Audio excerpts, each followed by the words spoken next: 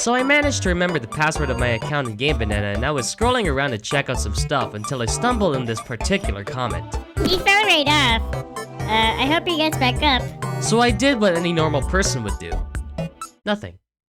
And by nothing, I mean read the modding document, relearn composing, learning how hacks coding works, reanimate all the actors, backgrounds, finding my purpose in life, I have no idea what's going on. You know what? It's been 4 years anyway. What can go wrong?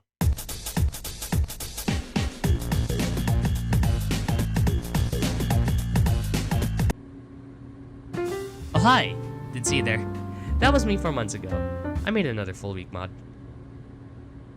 Now you might ask the question, why? Well, I'll tell you, my little dear viewer. It's because I wasn't really satisfied with the current version. So I figured, hey, it's been 4 years. Why not just give it a shot again? And in a way, this is a way to celebrate the 4-year anniversary of the Nonsense mod. The classic one. So I got started by downloading the source code of the base game of Friday Night Funkin', thinking I could build the mod from there. Well, about that. Yeah, the build is not really working because of some idiot making some typos in the freaking source code that refuses to make me work! But then Madbur suggested something. I mean, if anything, just working on the base game without needing the source code also is fine. Wait, scripts are like... Characters.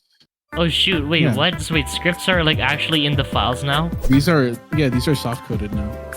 So, Heck yeah. What you've just heard Madbur describe is called V-Slice. So, let me get you the rundown of what V-Slice is. You kids play Minecraft, right? You know resource packs for Minecraft? Yeah, it's like that, but for Friday Night Funkin'. So now that I've got the engine in mind, after reading the entire modding document, I started designing nonsense for the mod. I had the original design as reference because I wanted to keep the vibe from the original while still having something new. I drew the pose concepts and whoa!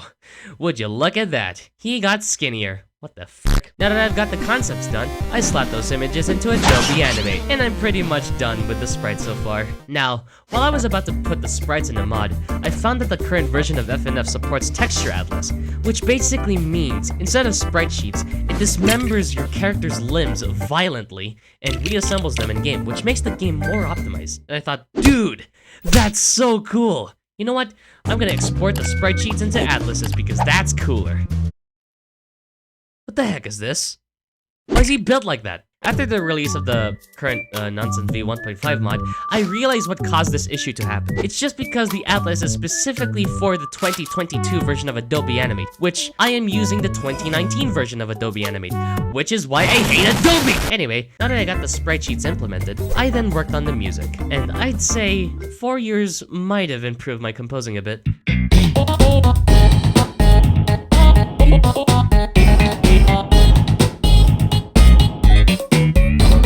So, it's time to chart the song. Normally, you can access the chart menu by pressing 7 in the gameplay, but this version didn't let me do so. That's weird, I muttered to myself like an idiot. I went to settings and realized that there's a debug menu. I pressed the button that I bind to the debug menu and the menu popped up. What?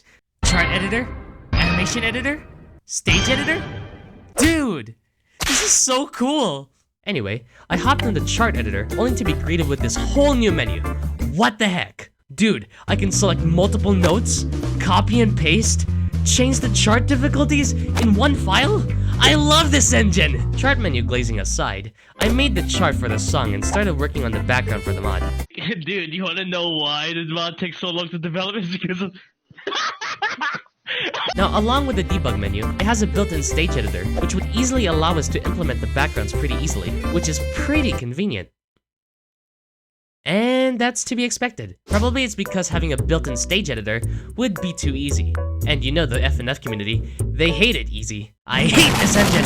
Ah! Since the stage editor is, if I'm gonna be honest, freaking doo-doo, I instead manually edited the JSON files that handle the backgrounds. Now that that's done, I wanted to keep the event animations where nonsense would progressively get stressed or angry over time. Friday Night Funkin' has a built-in animation event, but it didn't have a character switch feature, so I had to think of a solution. But it didn't take long before I found the code of Tank Man where he gets stabbed. His idle and note animations are different when they're switched. So, you know what that means. Roses are red, violets are blue.